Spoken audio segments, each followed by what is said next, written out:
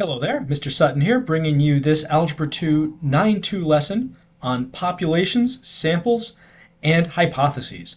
In this one, we will be distinguishing between populations and samples.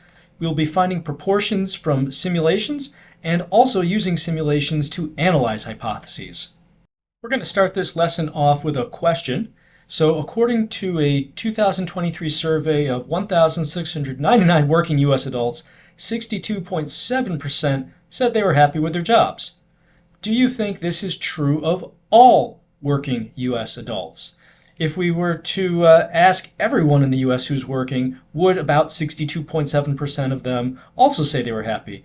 Pause the video and give it some thought. All right, so the issue here is that we haven't asked all of the U.S. adults who are working. We've only asked about 1,700 of them. And this gets at the big difference between these two different groups here. On the one hand, we have a population, which is all of the data. So for example, the responses of all the working U.S. adults, if we could ask them all. And on the other hand, we have a sample, which is a part of the population. For example, the survey responses that we mentioned up here. So there's definitely pros and cons to working with each of these different groups. I mean, population, obviously, if you ask everybody, you're going to get the most accurate answer.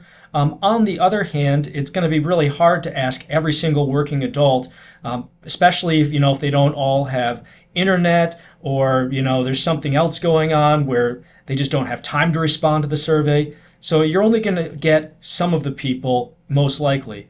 A sample, on the other hand, is way more convenient. You can definitely get some part of the population, but is it going to be representative of the whole population? And a lot of that's going to depend on your sample size and also your methodology for how you pick the people that you ask the survey to.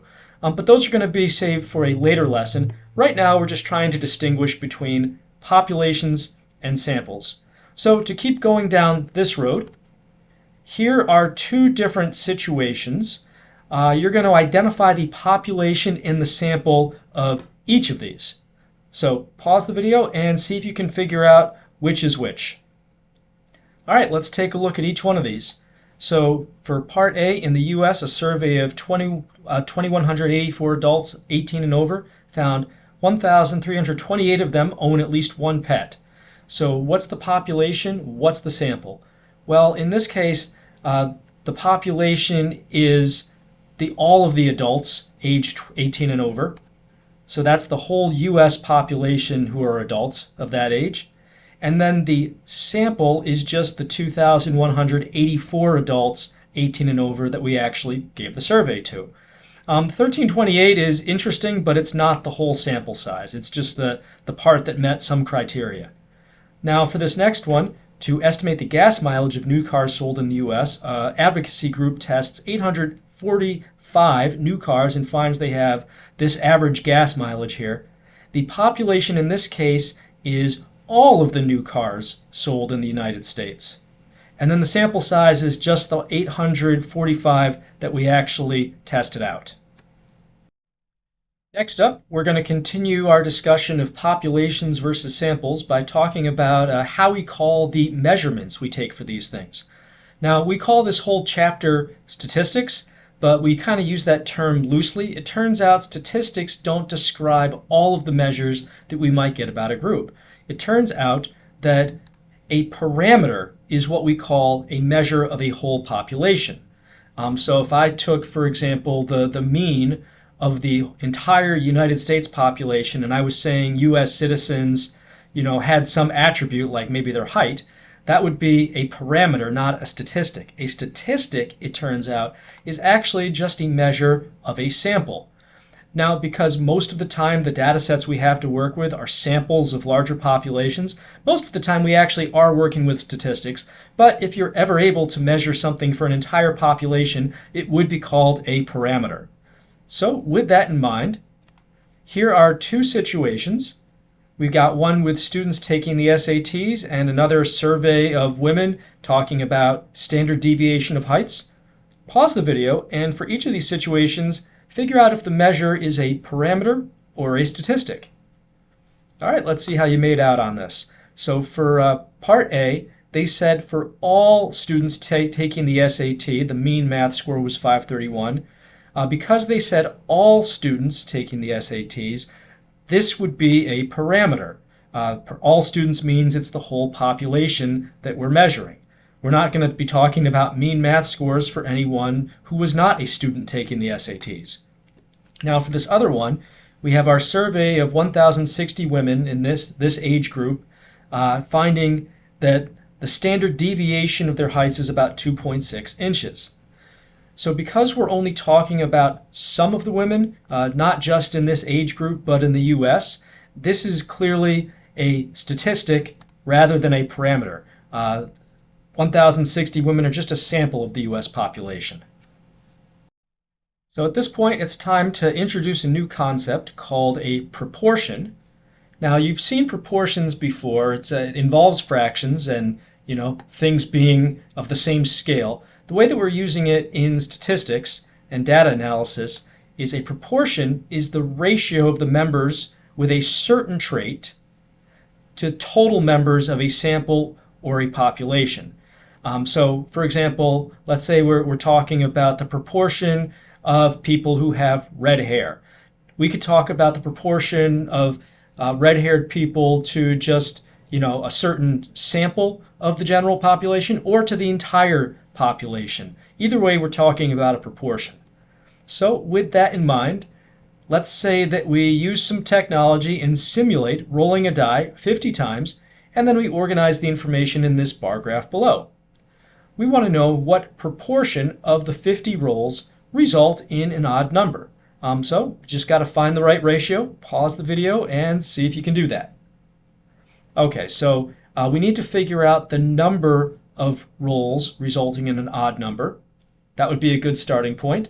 So we've got the odd number 1. It looks like there's 6 that fall in that category. We also have 3, and there were 7 for that frequency, so we'll add that in there, or actually 9, because we're halfway between 8 and the 10 line there. And then we have 5, that's our last odd number, and there's exactly 8 of those.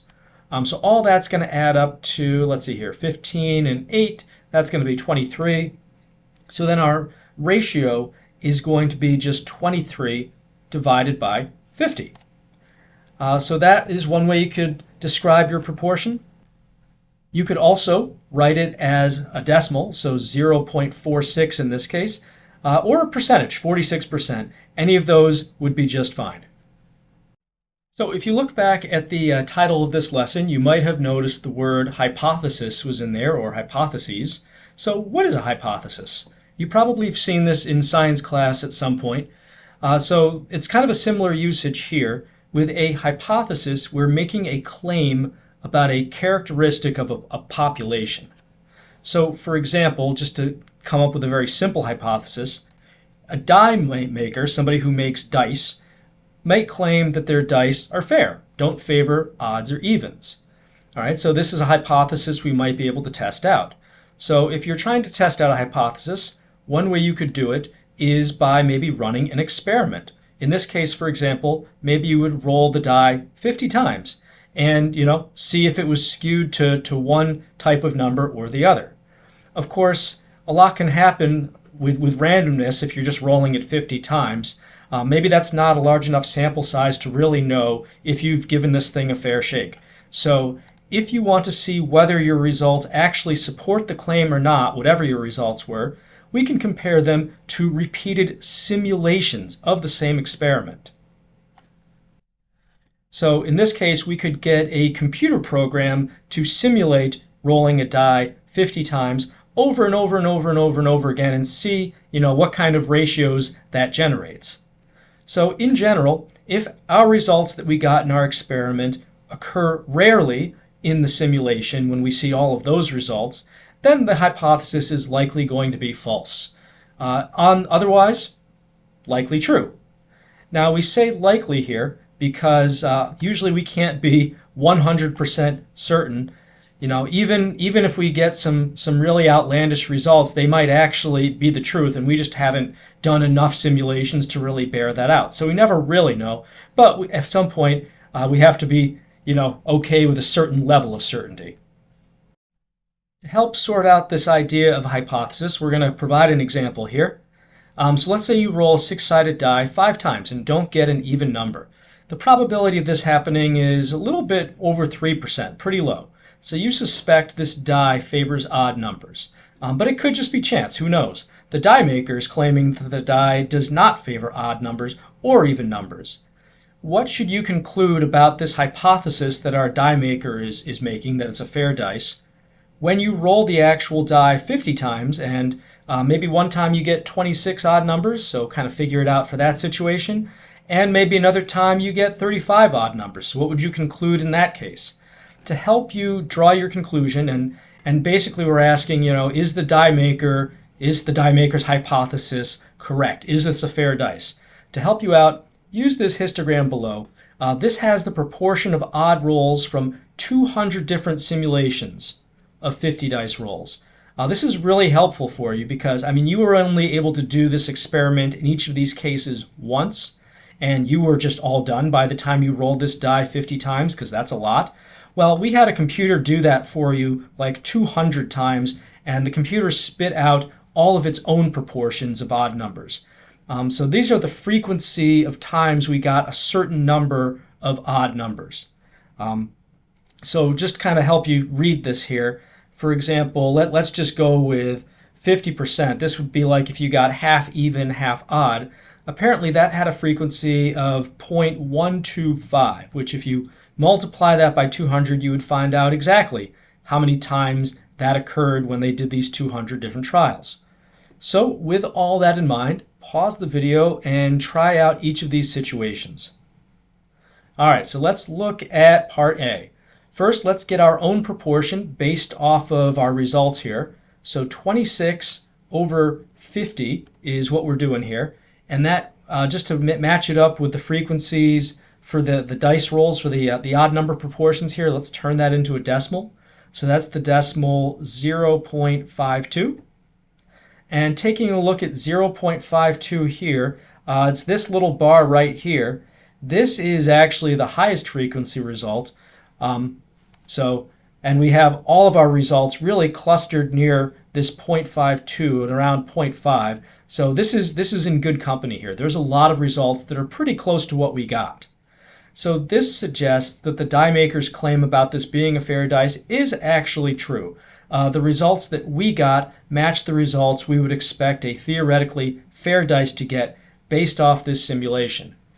Now, you might be thinking, well, when I saw that it was about 0.52, why do I even need to look at this simulation? I know if I I roll a dice a bunch of times, even and odds have an equally likely outcome. Why couldn't I just conclude from theoretical probability that this, makes the die maker's claim true? And in this case, yeah, you're kind of right, because a dice is very predictable, but there might be other experiments where we don't know as much about how things should work out theoretically, but we're still able to simulate it somehow. So that's really the spirit in which this is being offered. Let's look at our other example now, 35 odd numbers. So looking at that ratio, 35 over 50, that's 0.7. Now let's look up 0.7 as a proportion on our simulation chart here. 0.7 is all the way at the end here. There are no results near 0.7, and even if there was just like one result for it, that would still be pretty unlikely. So because there's no real results there from our simulation, this suggests, if this was actually the case, this would suggest that the claim about this being a fair dice was likely false. Again, we couldn't be 100% sure, but this is pretty good evidence if we had to make a choice one way or another. So now that we've done a few examples, some of you might be wondering kind of a follow-up question here. Our first example, we gave you a proportion that was like the highest frequency here. We also gave you the lowest frequency or zero frequency proportion for the other one. So making the call about likely true versus likely false was pretty clear cut in this case. But that doesn't cover every situation, right? Like what if your proportion had been maybe 0.62 or 0.58 or something further out? Like where's the cutoff between likely true and likely false in either direction? And there's lots of ways of answering that question. One thing you could do if you had those kind of results would be to run more simulations or more of your own experiments and see if you could get more conclusive results. Another solution would just be to say, hey, this is kind of inconclusive. Maybe don't base any life or death decisions on these results. So with that, until next time, this is Mr. Sutton signing off. Have a good one.